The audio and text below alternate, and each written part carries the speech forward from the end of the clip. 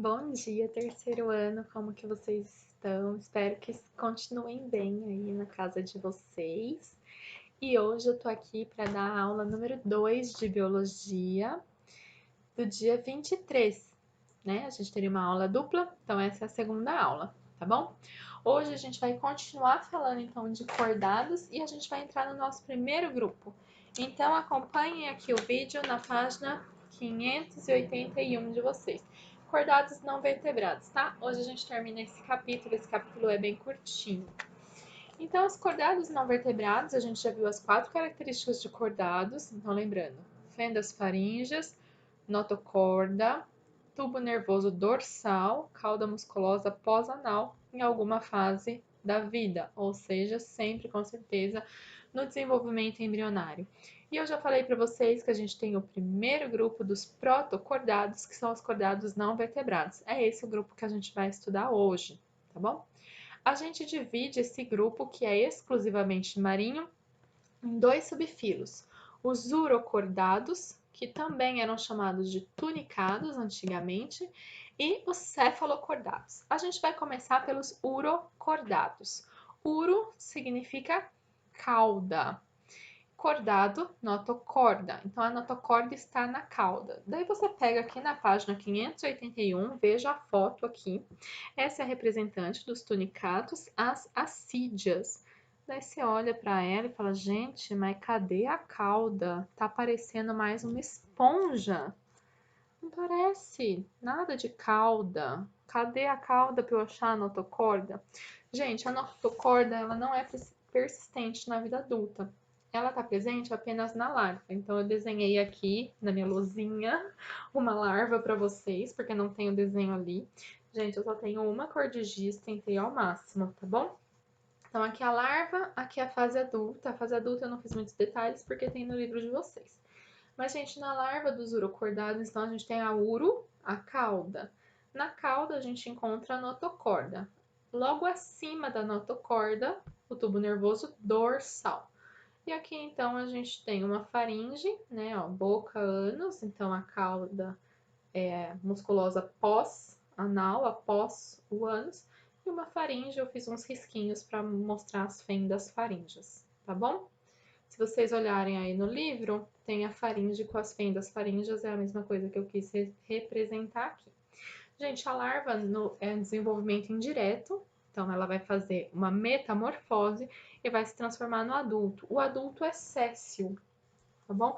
Então, embora seja parecido com o porífero, que também tinha uma larva, também sofreu metamorfose, o adulto era séssil, a gente tem características bem diferentes de porífero. Primeiro, aqui as assídias têm as 4 características de cordados: fendas faríngeas, notocorda, tubo nervoso dorsal e a cauda musculosa pós-anal. Uma coisa que nem tinha, nem se imaginava isso em poríferos ainda. Poríferos nem tecidos diferenciados não tem, tá bom? Vou guardar minha luzinha. Espero que tenham visto aqui direitinho a larvinha, tá bom? Qualquer coisa vocês param aqui, se alguém quiser copiar, aqui tá a larva, tá bom? Então, gente, aqui a gente vai encontrar no adulto órgãos. Olha aqui no livro de vocês. Órgãos, a gente tem coração, a gente tem ânus, a gente tem tubo digestório. Gente, são órgãos. Órgãos não era encontrado em poríferos, tá bom? Então, não são poríferos, embora pareçam, tá bom? As assídias são animais filtradores e sésseis na sua fase adulta e a fase da larva ela é nadante, ou seja, nada por aí, a larva é livre. A larva a gente encontra as 4 características dos cordados. E a notocorda, da região da cauda, ela desaparece no desenvolvimento, na metamorfose, então ela não é persistente, tá bom? Se concentre mais nessas informações mais importantes sobre ela. Sobre os sistemas, a gente vê que o sistema digestório completo já foi adquirido, continua sendo completo. Então, é completo filtrador. A gente já viu questão de ter sifões, então sifão inalante e exalante para pôr para dentro e para fora a água. A água vai passar pelas fendas faríngeas e partículas vão ficar retidas aqui. As partículas que forem retidas vai para o tubo digestório e assim é feita a digestão dele, tá bom? Uma digestão dentro de um estômago, digestão extracelular.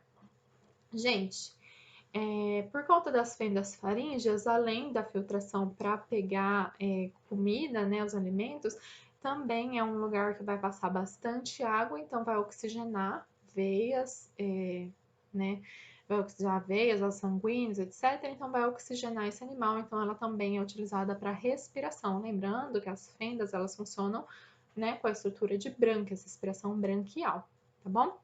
Como ele está entrando e saindo água, é por ali também que vai ser lançadas as excretas e quando a água sair, as excretas vão ser levadas embora. E também é utilizado para reprodução, que os gametas são lançados ali e quando a água passar, são levados embora. Elas são hermafroditas, mas o cruzamento, a fecundação pode ser interna ou externa. Geralmente é uma fecundação cruzada, o gameta de um indivíduo com o gameta de outro, e o desenvolvimento é indireto, tem larvas, tá bom? Mas se fixem mais nas características, que a notocorda está presente na fase larval, apenas na região da cauda, que daí tem uma metamorfose, vai virar séssil, tem o sifão inalante e exalante, tem as fendas faríngeas, que são animais filtradores, tá bom? Se fixem mais nisso aí, certo? Gente, essa então são as ascídeas. E é por isso que quando você olha aqui na foto, você pode ver aqui, ó, um sifão de entrada e um sifão de saída, tá? São dois indivíduos, um sifão de entrada de água e outro sifão de saída. Por que elas também são chamadas de tunicatas? Porque aqui ao redor dela, elas secretam uma substância, um polímero de proteção para elas, que forma como se fosse uma túnica. Então, antigamente, elas eram chamadas de tunicatas, tá bom? Hoje não mais, hoje são chamadas de urocordatas por causa da característica mais marcante para esse filo, que é a notocorda, certo? Sobre urocordatos, é só isso, eu falei que ia ser rapidinho. O segundo grupo, então, a gente está no grupo do céfalocordados, céfalo, cabeça. Então, a notocorda se inicia desde a cabeça, e é o anfioxo, esse que a gente já tinha visto um exemplo aqui. Então, deixa eu aproximar para ficar um pouco melhor. Gente, aqui então você pode ver a boca, e aqui o fim, o ânus, e após o ânus a gente tem uma cauda, tá? A água entra pela boca, passa pelas fendas faríngeas, ela é filtrada, então alimentos ficam aqui. A água cai então nessa região do átrio e a água sai pelo atrioporo, tá bom? O que foi retido aqui vai ser digerido e sai pelo ânus. Dá para ver aqui tubo nervoso dorsal, acima da notocorda, tá bom? Nesse caso, a notocorda, ela é persistente por toda a vida. E, no caso deles, não vai ter, então, uma fase larval, tá bom? Esse é o mais simples, é o que a gente usa para estudar, então chama anfioxo. Então, cefalocordados, o exemplo são os anfioxos, são filtradores de vida livre. Sistema digestório completo, então com boca e ânus. Qual é o caminho da água? Boca, atravessa as fendas faríngeas, partículas são retidas, são filtradores, a água cai no átrio e do átrio a água sai pelo atrioporo. Então, mais uma vez, a gente tem água passando por esse corpo. Então, isso vai ser usado por outros sistemas, como, por exemplo, para excreção. As excretas também são jogadas no átrio e daí levadas embora pela essa água. E os gametas também são colocados no átrio e são levados embora pela água, tá bom? Nesse caso, o sistema circulatório deles é fechado, a respiração é feita por difusão pela superfície do corpo, então a gente pode falar que é cutânea. Esses animais são dioicos, então eu preciso de dois animais para encontrar os sexos, ou seja, temos macho e fêmea. A fecundação é externa e o desenvolvimento é direto. Então, como que a gente diferencia urocordados de cefalocordados? Primeiro, pela notocorda. Urocauda. Então, a notocorda dos urocordados está presente na cauda. Mas na cauda? Que cauda? Gente, na fase larval.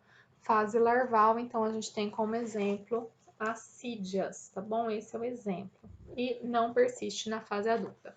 Já no céfalo-cordado, céfalo-cabeça, a notocorda está presente desde a cabeça até a cauda, é persistente na fase adulta e o exemplo que a gente tem é dos anfioxos. Os dois são filtradores, tá bom? Então, o funcionamento do corpo dele é basicamente o mesmo. A gente tem diferença aí de reprodução, que os urocordados, eles são hermafroditas, são monóicos, e os cefalocordados são dioicos. E os urocordados têm fase larval, então passa por metamorfose, desenvolvimento indireto, e os cefalocordados não têm fase larval, não passa por metamorfose, então desenvolvimento direto. Gente, fechamos o segundo grupo. Para a gente fechar o grupo mesmo, a gente vai falar sobre as características gerais dos vertebrados aqui na página 582. Quais são as diferenças desses dois grupos que a gente viu, desses dois subfilos, para os demais que a gente vai ver agora? As diferenças, é lógico, a presença do crânio, por isso que a gente chama os demais de eucordata, e falei para vocês na última aula que também são chamados hoje de craniados, por causa do crânio, tá bom? Esse crânio, ele pode ser tanto ósseo quanto cartilaginoso, mas ele está presente protegendo o sistema nervoso central. Além do crânio, a gente vai ter uma epiderme pluriestratificada, várias camadas de célula formando essa epiderme, e a gente também vai ter um esqueleto interno, que pode ser só de cartilagem e ósseos, ou predominantemente de ósseos com cartilagem, tá bom? A gente tem aqui também uma outra chave, e daí trabalhando esses grupos todos que a gente vai ver. Agnatus, Chondrichthyes, que são peixes cartilaginosos, C de cartilagem, Osteichthyes, O de ósseos, peixes ósseos, anfíbios, répteis, aves e mamíferos. E daí menos características que não tem. Então, a Agnatus não tem mandíbulas, todos os outros têm. Então, pernas. Os agnatos não, todos esses aqui não têm pernas, né? Esses aqui têm pernas. Chondrichthyes não tem ossos. Osteichthyes tem ossos. Então, pele impermeável, homeotermia, pelos, glândulas mamárias, são todas as características que a gente vai aprender, são as aquisições evolutivas que a gente vai aprender no decorrer de todos esses próximos capítulos, tá bom? Esse capítulo é bem introdutório.